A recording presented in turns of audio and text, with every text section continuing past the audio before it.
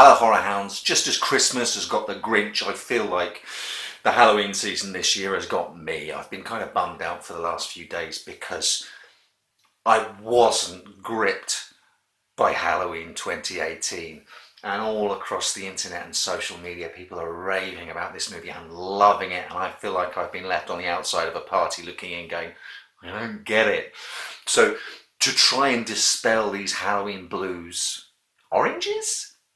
I thought I would plump for the closest thing to a sure thing that I could get, a Halloween movie that over the years has garnered a sort of cult following, people who absolutely love this movie and it epitomizes Halloween. Surely Trick or Treat will be the Halloween movie for me.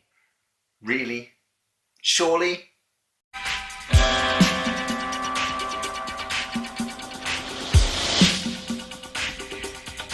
Going into this flick, I knew two things about it.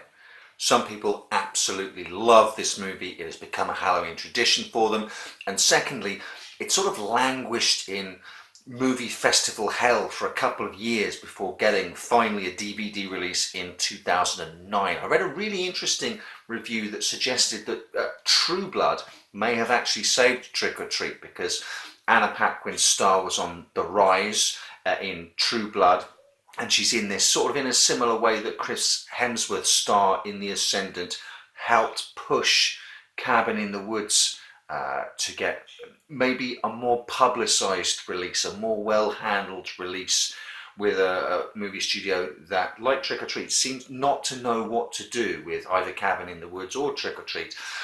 I think, personally, that perhaps the other thing Trick or Treat and Cabin in the Woods have in common is that they're both just a teensy weensy bit too clever for their own good.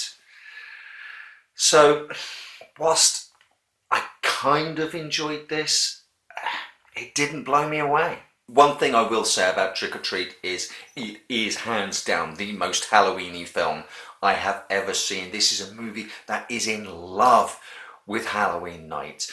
Doesn't just use Halloween as sort of set dressing or an excuse to tell a story that could be set at any other time. This movie, like a stick of rock, has Halloween all the way through it. And I guess the closest Halloween movie about Halloween night that I can think of that might even be in the orbit of Trick or Treat is Halloween 3. But even that doesn't, although there's some juice in Halloween 3, which I love, by the way, some juice about the pagan origins of the festival. This movie goes full tilt towards that and also incorporates an awful lot of the modern day consumerism and surface shine that the holiday now has, although it could be argued Halloween 3 does that as well with the commercial aspect of the silver shamrock masks. Trick or Treat looks gorgeous. It looks like it's set on Halloween night. All those autumnal colours, the browns, the oranges, the russets. Did I spy some russets? I'm sure I spied some russets. Russet. Just wanted to say it. To all intents and purposes, the movie's an anthology. Now, a little like Pulp Fiction, we jump around in time and space and the stories all interlock, so some people don't consider it an anthology movie. It kind of is. It's just got a bit of a slick sort of Pulp Fiction-y narrative style packaging to it.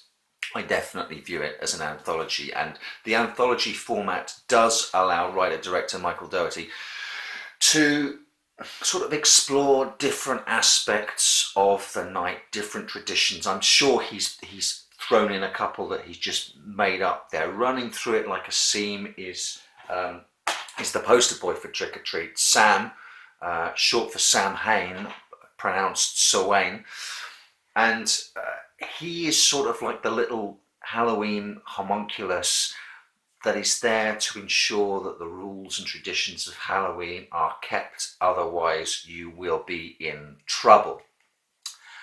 I wish the film had actually dug a little bit deeper into some of the real proper actual pagan traditions rather than some of them do seem a little bit made up for the sake of it. It's bad luck to blow out the candle in a pumpkin whilst it's still Halloween night. That just jumps out at me as something that's made up. It's bad luck to not dress up in a costume, whereas there are really good reasons for actually dressing up.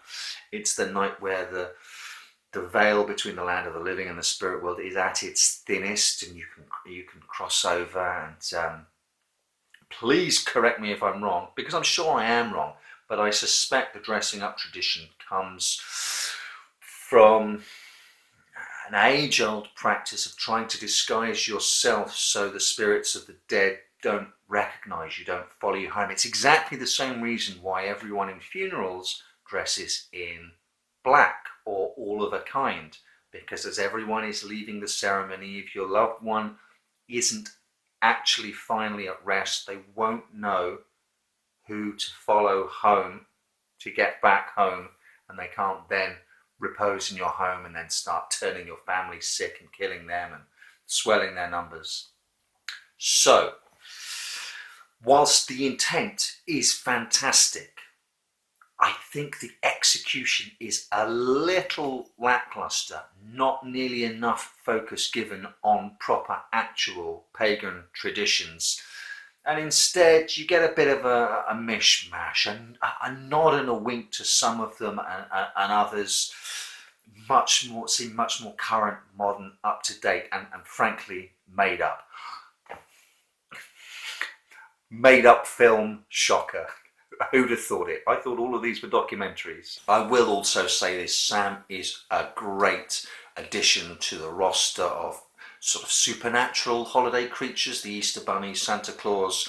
Sam really slots nicely in with all of those, and there is a kind of charming, used feel to him, sort of down at heel, worn at the edges feel, that as soon as he comes on screen, you do buy him. Yeah, okay, here is the personification of Halloween. I can definitely buy that. Don't give me no Jack Skellington from The Nightmare Before Christmas. He wanted to leave Halloween Town and go to Christmas Town, or whatever it was called. Screw Jack for turning his back on Halloween.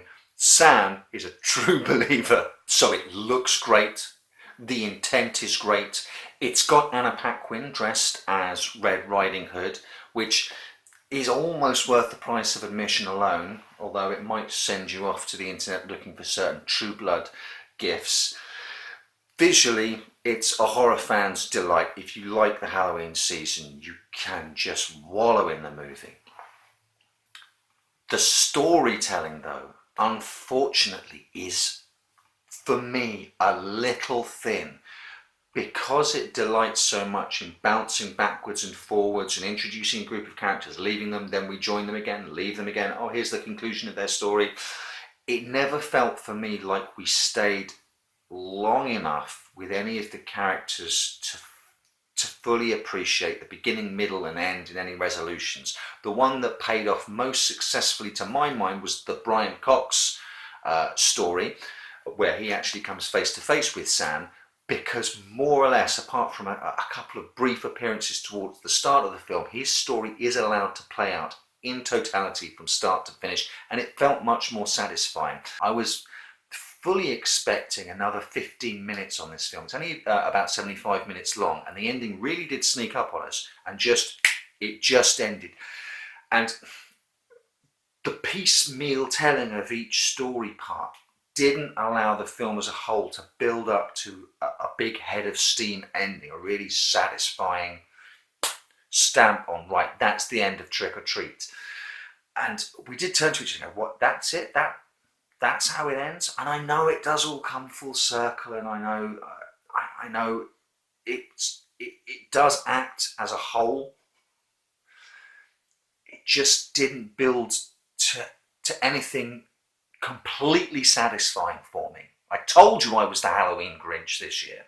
Some of the interstitials and the opening credits as well utilised a comic book aesthetic that really makes Trick or Treat feel like apart with the Tales from the Crypt TV series, and I mean that as an absolute compliment. The comic book graphics help align this with Creepshow as well, and you know, Tales from the Crypt, Creepshow, and Trick or Treat do effectively use that to tip their hat to the EC horror comics of the 50s, which is the well that they're all drawing their inspiration from. To the uninitiated, though, it might be a little bit of a confusing stylistic choice. My girlfriend quite understandably turned to me at the start of the movie and asked if this was an adaptation of a comic, and no, it isn't, but you could understand coming to it completely fresh, thinking that it was, just because it really doubles, triples, quadruples down on the comic book thing. I quite liked it. It was a nice touch, but it didn't fill me with the horrific joy of Halloween that I was hoping from it, that I was hoping from Halloween 2018. I might have to give it a second spin just to fully make up my mind on it, but safe to say, after the disappointment of Halloween, the disappointment of Trick or Treat, you can bet your ass that a couple of nights ago we put on Halloween 3 and I jigged along to that, absolutely adored it. Tonight we're watching The Monster Club. I am back in the Halloween spirit.